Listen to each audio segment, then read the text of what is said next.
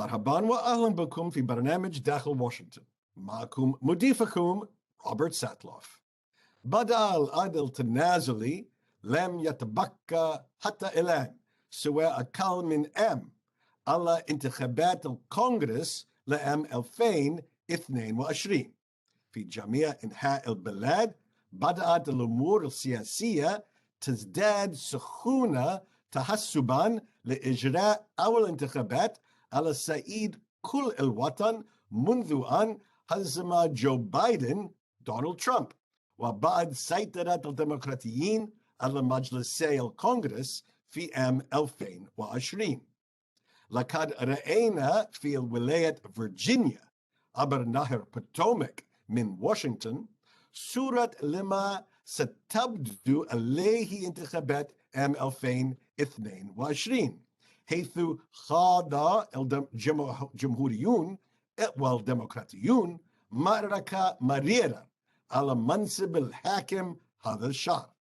سبق أن حقق بايدن انتصارا كبيرا في ولاية فيرجينيا في العام الماضي، لكن هذا العام خسر المرشح الديمقراطي حاكم سابق لديه تمويل جيد بفارق ضئيل أمام رجل أعمال يدعمه ترامب. لمناقشة نتائج انتخابات عام 2021 ومناقشة المشهد السياسي المستجد الخاص بانتخابات عام 2022، يسعدني أن أرحب بمراسلين سياسيين بارزين ديفيد هوكينز وتود جيلمان. Welcome back to Dakhel, Washington. It was just a year ago that millions of Americans across the country went to the polls in one of the most consequential elections in our history. Then again, just recently, a year later, a few Americans in a few states, a few big cities, also went to the polls in what we call an off-year election. But this election also had consequences. And to discuss the implications of this off-year election and what it means for another election just another year away for both houses of Congress, I'm delighted to welcome Tod Gilman and David Hawkins. Gentlemen, welcome back to Dakhel, Washington. So tell me, big picture, what did we learn from these off-year elections? David. So the super big picture is that 1 year later, Joe Biden is not as popular as he was when he was elected president. Of course, as you say, smaller number of people in fewer states voting, but they use these elections in many ways as a referendum on what the first year of the presidency has been like. They used it as a referendum to say they're not too happy with the Democrats and Joe Biden. And they also sent a message, in my view, that if Donald Trump is not the main talking point, the focus of attention in the election, the Republicans do real well. All right, Todd, what's the big picture takeaway for you? Well, I agree with all of that, with the one little nuance that when Donald Trump is not in everyone's face campaigning, he doesn't alienate moderate suburban voters who turned against him in droves during his loss against Joe Biden.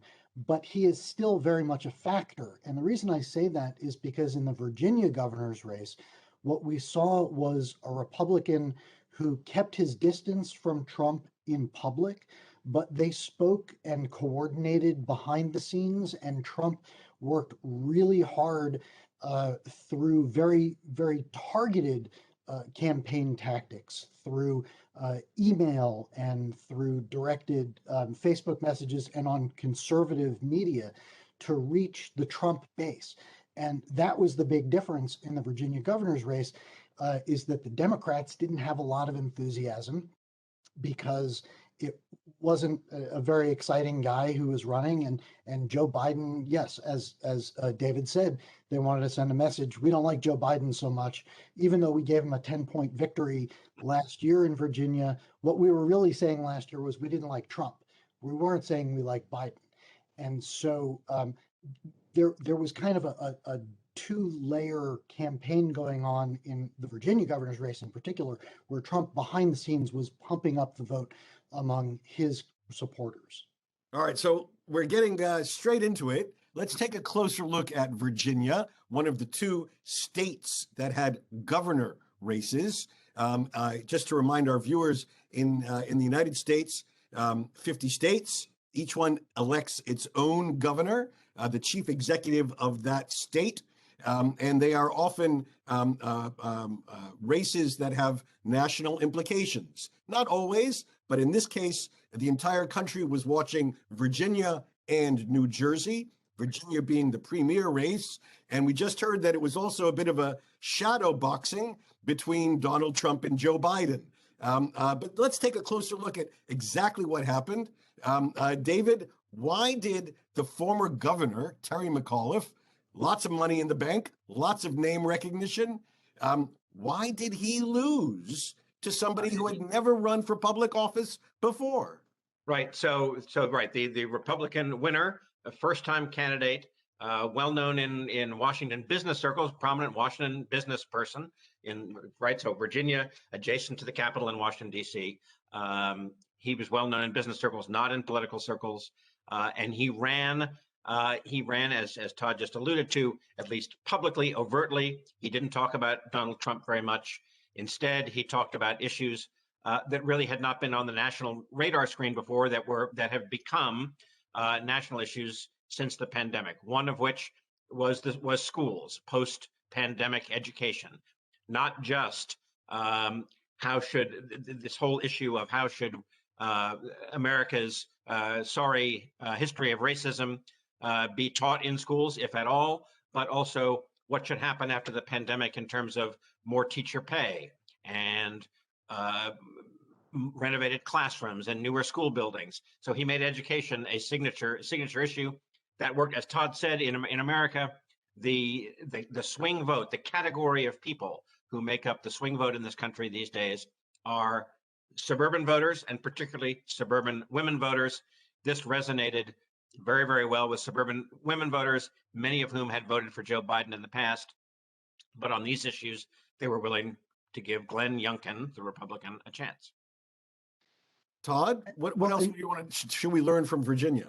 Well, the other thing to keep in mind with Virginia in particular, so New Jersey, we talked a little bit about the New Jersey governor's race. New Jersey has for years been a very Democratic state, and the Democratic incumbent governor was reelected by a very narrow margin, which does not bode well for Democrats at all. You can definitely look at New Jersey and say, wow, Democrats have lost a step or two going into next year's very important midterm elections. Virginia is an interesting case because their gubernatorial election is always in an off year. It never is conducted at the same time as a presidential race. And there is just an incredibly long and deep history of voters in Virginia using that election to punish the party in power in Washington. I think the number is, David might know the number, I think it's 12 of the last 13 elections. The governor has been elected whose party is different than the president's party. And interestingly, the only person who managed to buck that trend was Terry McAuliffe. When he won in 2013, he was a former Democratic national chairman, and Barack Obama, of course, had just been reelected to a second term. Let me ask you about some other races which occurred, not to get into the specifics of any particular one, but we saw big city mayors get elected in places throughout the Northeast and the Midwest of the United States. Are there any trends that we can discern from New York, Boston, Minneapolis, Buffalo, etc.? David? Hard to discern a trend. I would say, in the case of New York, America's largest city, elected its second Black mayor, Eric Adams, only the second Black person to be mayor of New York, which is an enormous Black population.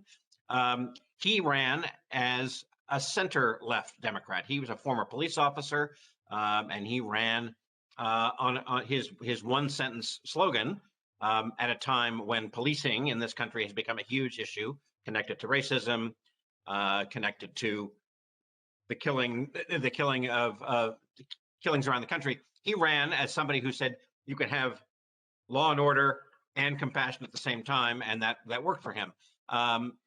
In others, in Boston, they elected the more progressive of the two candidates. Boston famously hadn't had a non-white male mayor in 200 years, and now they have an Asian American woman as their new mayor. I would say not too many trends. I would say in general, though, it wasn't in most places the most left candidate. Michelle Wu in Boston, the example. In Minneapolis, for example, not the mayor's race, but in Minneapolis, where George Floyd, the man who was murdered under the knee of a Minneapolis police officer, they voted on whether to essentially overhaul the police department to de-emphasize traditional policing and more emphasize public safety. Todd, let's take a step back. Generally, I'm hearing both of you say election results, good news for Republicans, not such good news for Democrats.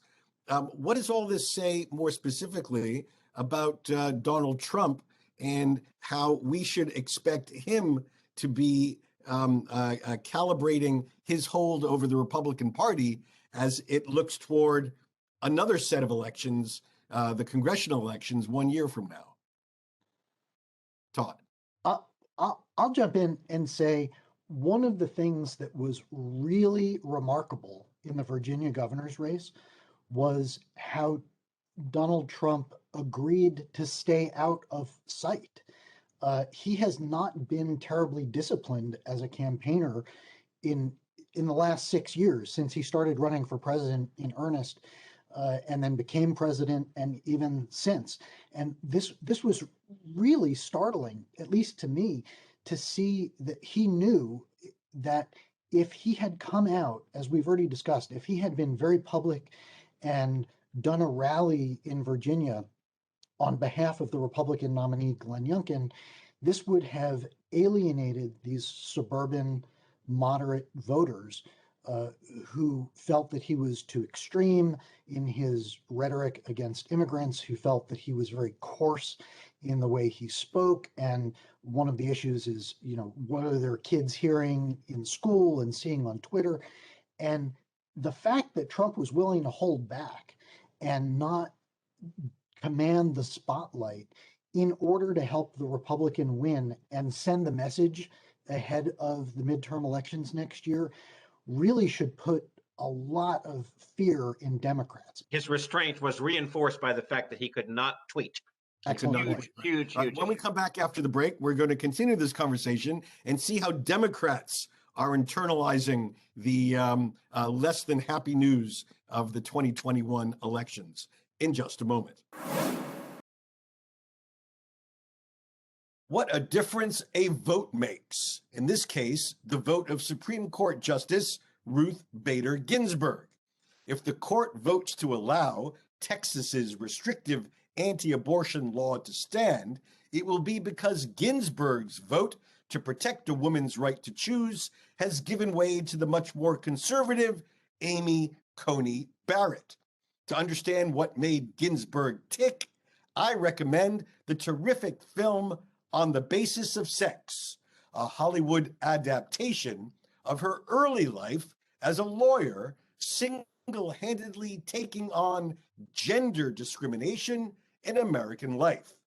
As this 2018 film shows, Ginsburg had the genius of taking a case to court that showed how traditional views of sex and gender could hurt a man, in this case, a male nurse, as a way to win rights for women.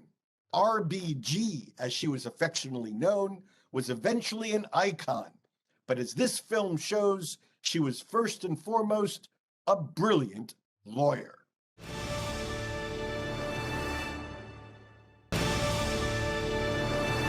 Again, my guests today include David Hawkins. David is senior editor of The American Leader, a nonprofit taking on problems from climate change to voter suppression to the national debt. just a few of the massive issues in our system. He was also founding editor of thefulcrum.com, and he spent 2 decades as senior editor at CQ and Roll Call, 2 must-read news sites covering Capitol Hill. Also joining us is Todd Gilman. Todd is Washington bureau chief of the Dallas Morning News, one of our nation's finest local newspapers. He's past president of the Regional Reporters Association, and he serves on the board of the White House Correspondents Association. So, David, Democrats, what's their takeaway? Do they need to be more progressive, less progressive? What's their solution to try to prevent this massive Republican victory just a year from now? Boy, that is, you have laid out the question that I think they are struggling to answer. And as we're talking now, they have not clearly signaled how they're going to answer it. One school of thought is that the election results are a kick in the teeth for them to put their differences aside and get something done, show that they can govern, show that they deserve to be rewarded for the 2020 election by actually coming through and delivering on things that they promised. The other side says, no, this is a call to back off our more progressive social safety net, government involvement in people's lives approach. That what the voters are saying is back off and don't push things as far to the left. Republicans are playing for time. They are keen on killing anything that President Biden and the Democrats want to do, because it will kill the idea that Democrats can get anything done. So I want to ask about 2 variables that might have an impact. David, is it fair to say that COVID is now a Biden issue and not a Republican issue anymore? Absolutely, absolutely. I mean, the person, the old adage in American presidential politics, the buck stops here. In other words, the president is the one is now Joe Biden, so he is now responsible for making COVID go away, to the extent that it will ever go away, just as Donald Trump was a year ago, and to the extent that the country is still frustrated by needing to wear masks, by the fight over whether vaccines against COVID should be mandatory in the workplace, by the limits on schooling still in some parts of the country because of the fear of the pandemic. All that lands in Joe Biden's lap, and yes, and the Democrats' lap. And I would say this was one of the factors limiting or promoting Republican gains this year. And Todd, another variable which could have a huge impact emerges from the state where your newspaper is, and that is if the Supreme Court rules one way or the other on a major abortion case. We have less than a minute. Could you just give us the thumbnail sketch of why this matters politically? Well, abortion has been legal in the United States under the Supreme Court's ruling since 1973, until the point at which a fetus can survive outside the womb, which is about 22, 24 weeks. Texas has imposed a ban that would kick in at about 6 weeks. And then there's another court case that the Supreme Court will hear arguments on December 1st from Mississippi that would ban abortion at 15 weeks. Women and younger voters tend to be Democrats. Conservatives, evangelical Christians who are very concerned and want to end abortion in the United States tend to be Republican, obviously. And however the Supreme Court rules, this is going, if they shut down abortion rights that have been around for 50 years, this is going to have, earthquake consequences on politics in America. All right, I'm afraid we have to stop here with these huge issues that will be major variables as we look toward the 2022 election. I can't believe we're actually saying that, but yes, it's already upon us, and we're going to be very happy to have both you, Todd, and you, David, back to help us understand what the issues really are in the months ahead. Thank you very much for joining us on Dakhel, Washington. This is often called the third rail in American politics, referring to the track on a rail line that is electrified at such a high level that it will kill you if you touch it. Talking about this issue in just about any way is bound to upset a sizable chunk of the population, given that Americans are so deeply divided on the topic. But how can we not talk about it, given that it's one of the most critical issues facing the Supreme Court and facing the American people today? The issue is abortion, a medical procedure whose goal is the purposeful termination of a pregnancy. First, some facts from the Centers for Disease Control.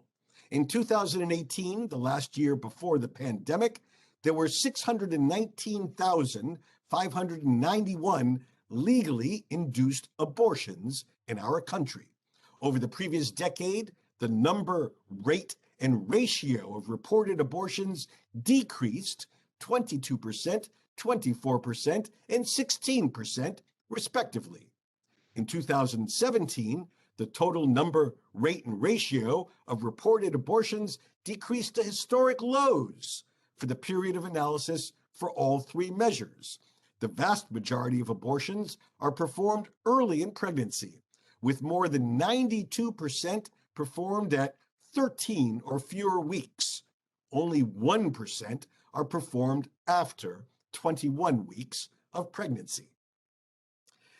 Now, abortion has been legal everywhere in the United States since the landmark 1973 decision of the United States Supreme Court, in which the court ruled that the Constitution of the United States protects a pregnant woman's liberty to choose to have an abortion without excessive government restriction. As the numbers suggest, legality does not make abortion commonplace, given that the numbers have consistently dropped in recent years. Partly this is because of growing social and political opposition to abortion, partly to local laws that complicate the ability of women to secure safe and legal abortions. Partly this is because of campaigns to make abortion safe, legal, and rare, and partly because of better sex education, which has the effect of shrinking the number of unwanted pregnancies.